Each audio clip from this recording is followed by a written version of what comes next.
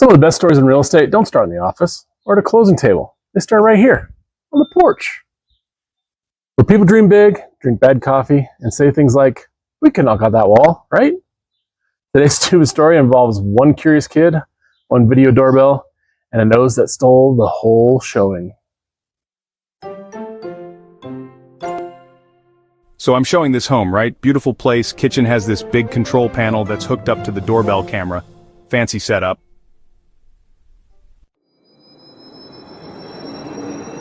Now the buyers brought their 6-year-old daughter along. She's polite, curious, and absolutely fascinated by this video doorbell, like laser focused.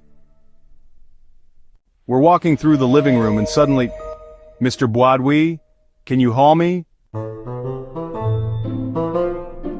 We turn and look at the control panel, and there she is. Her nose is taking up half the screen. She's got her face this close to the camera, just full-on doorbell interrogation mode. Like, she thinks you gotta go nose to button for the mic to work. Every time she talks, it's just nostrils and pure commitment. And every time someone answers back, she backs up like she just hacked NASA. They ended up buying that house.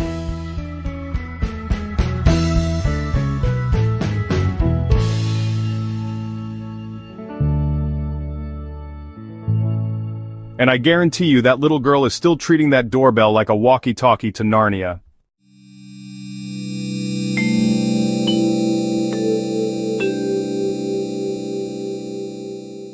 At this point, she's probably the neighborhood surveillance captain.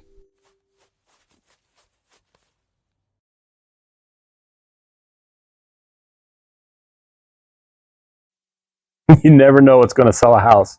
Could be the kitchen, could be the backyard, or it could be a video doorbell that gives you the perfect nostril shot.